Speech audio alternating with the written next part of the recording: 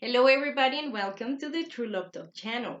As you know, here we want to learn about human sexuality, love, life, family, everything from the point of view of the Catholic Church, particularly the teachings that Pope John Paul II left in the Theology of the Body and other works, such as the Letter on the Dignity of Women, which we are analyzing right now.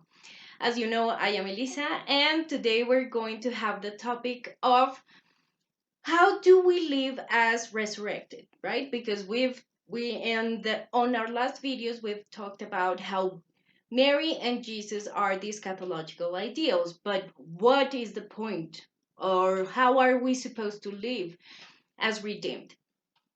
But before we start our topic, please share, subscribe, ding the bell, and give us a thumbs up at the end if you like it. But well, with that being said, let's begin.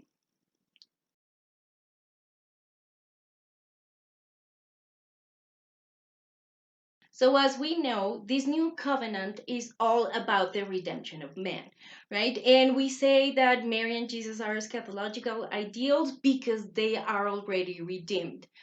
And not only, well, actually, they're not redeemed in the sense that they never sinned, so they didn't need redemption, but they are resurrected. In them, humanity has come to its fullest, right? It has grown to its full potential, basically.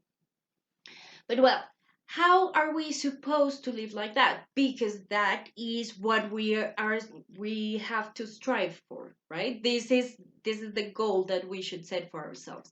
So how do we do this? And basically, this is very well summarized in Saint Paul's letter to the Ephesians. I think you say it in English. When, especially the fifth chapter, when he tells us to submit to one another out of reverence for Christ, right? And he goes on to say that women, wives, you should submit to your husbands like we submit to the Lord, and husbands, you should sacrifice for your wives as Christ sacrificed for his church. And this is one of those passages that is very controversial because apparently, and this is just an appearance, it talks about a difference between men and women and how men are superior to women and so on. And this happens because we're looking at from once again the logic of sin. Let's remember that with sin, pride comes first, and that means that we twist the true meaning of things.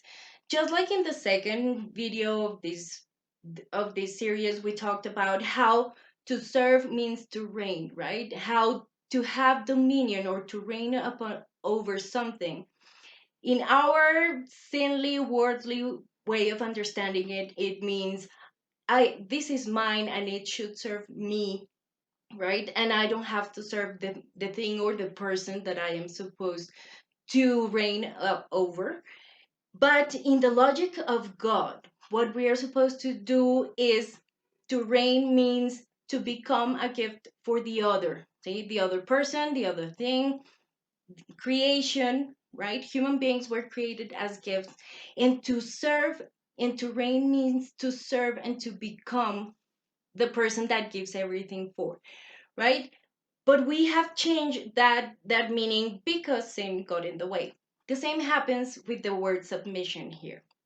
We understand submission as dependency, basically the emotional dependency of those people who are being victimized but they never defend themselves because, oh, I deserve it, or I'm not strong enough to leave, or I just don't think it's a problem, it's not that bad, I'm fine, right? And so they allow violence and they allow the other person to have and to do with them whatever they want. Actually, this is not the way in which we should understand the word submission. Here, when we talk about submission, we're not talking about submitting oneself to the other person's desires or whims or whatever they fancy just because they fancy it. We are submitting ourselves to the other person's need, and that means giving up our own desires, our own fame, money, time, power, and whatever we have, right, for the good of others. This is basically living what we explained in the theology of the body is the goodwill towards the other person. Let's remember that the that love, true love, it has three basic stages. On the first stage, there is attraction, in which I see what's good in the existence of the other person and I think, hey, it is good, right? I like it. Then there is desire, which means I desire for this goodness to be in my life, right? I want this person to be in my life or to make part of my life. But true love only happens when I actually feel goodwill towards the other person, which means telling the other person, your happiness is so important. You are so important in my life that your happiness is my happiness, that your sadness is my sadness, and I want you to be happy and I want you to have the best life possible. So basically, this is what we're doing here. In submission, what we ask ourselves is, what does the other person need? And what do I have to give up to give them, to give that to them, right? I am willing to give everything up for the good of this other person. When we understand submission in this way, what we find out is that submission and sacrifice are basically the same, because we submit to one another for their needs and we sacrifice whatever we need to for the other's person well-being, right? So in this sense, when they say, okay, so men sacrifice for women and women submit to men, basically what we're doing is, we're bottom line, we're doing exactly the same from one another, right? We are asking for as much as we give, and we're giving as much as is necessary. So yes, we are also asking for what's necessary for us, but we also understand that whatever is important for the other person is there too. In this case, let's remember that men and women are complementary, and what that means is, we are each one of the sexes is going to get there from a get to the same point from different ways, right? So men do it from masculinity and women make it from femininity, but we all arrive to the same goal, which is the love for the other person and the care for the other person. This is the end goal of our life as redeemed people, to love and truly love. And let's remember that to truly love the other person, we need to become gifts, that we are supposed to be there for the other person. And let's remember that we are not just gifts because, it's important and there is a law that says it, God just said so, so we have to do what he wants. But it is because this is the way in which we build ourselves and we build our identity and who we are. Let's remember that we can identify ourselves, or we can build our identity from three different ways. Number one, by identifying with the other person and saying, hey, we are the same. Like, he is human and I am human, so we are the same, right? Another way of identifying is to identify in a negative way, in which case I say, okay, he's human, but he is a masculine way of being human while I have a feminine way of being human, right? So we're different because, yeah, we're not exactly the same. But the most important and the deeper source of identity is understanding who we are because of how we serve. And in this case, we have to be in front of the other person and we have to tell the other person, okay, what do you need, right? And the moment I know what the other person need, what my answer is, can I give it to him or her? Is it in me? Do I have these that the other person doesn't? And when I do, and I understand that I have this that the other person needs, I start building and developing myself, my actual self, everything that God put in me and that made me the person that he wants me to be. So, yeah, what happens in the logic of the world is, as soon as we become these, as we start becoming gifts to one another, Well, there's always going to be that one person that says, hey, you're a sucker, right? Nobody's going to do this for you. They're going to take advantage of you. You're going to be screwed and you're going to give everything. And what are you going to get in return? Well, usually, actually, it is not true that everybody will abuse you or that everybody will take advantage. Yes, there are some human beings that do that to one another, but most people don't do that, right? We can always have the hope of I can find this person that will respect me and that will value what I am giving.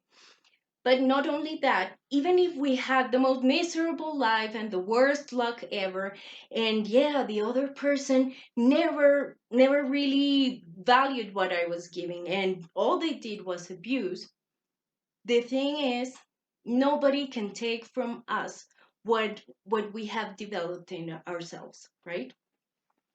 Sure, maybe this person never used it. Maybe I feel that I never really made a difference, right? Or that this wasn't valued. And sometimes one can even feel that it wasn't important. But deep down, this is it. Nobody can take away how much I grew and the identity that I built from it. So yeah, nobody liked that I was a teacher, but I am. Okay. Nobody thinks it's important, but that doesn't mean that my intellectual capacities or skills that I developed for this aren't there, or that anybody can take them away, or that they're worthless. They're worth in themselves. So even if I have the worst luck in the world, point is, this is going to be useful, and this is going to make me the person, and it's going to enrich my life the way it should be enriched. This is true richness. This is true value. This is the true value of the human being, because this is when we are what God created us to be. Not just a name, right? And a person who lives in this kind of neighborhood, in this kind of social class, with this many money, with this many fame, because deep down, those people are just names, right? Here we are someone, and someone in the sense of I looked inside and I know what I have, and this is something that cannot be given or bought, but it's something that I have to choose to develop and be. And that is what we gain from it. So, yes, when it comes to violence and abuse and this logic of the world, maybe living as redeemed is going to make us look like idiots. You know, here you are trying to be nice when nobody is, when nobody will help you, when nobody will thank you, nobody will value this. But the point is, it's their loss, right? We need to do what's best for us, and what's best for us is to become the best person possible, to develop ourselves as good as we possibly can. But well, this is today's topic. It's long enough. And on the next videos, we're going to analyze this idea of violence, especially violence between the sexes, and what happens there, and well, how to deal with it on our general level. I am not going to give advice of specific situations, but what does it happen? How do we feel? And how to look at it in a different way. But well, I'm very glad to see that you decided to stay until the end of the video. If you have any question, any comment, please write it in the comment section below. I'll try to answer it as soon as possible. Please share, like, subscribe, hit the bell, and see you on the next video. Have a nice day. Lots of blessings for everybody. Bye.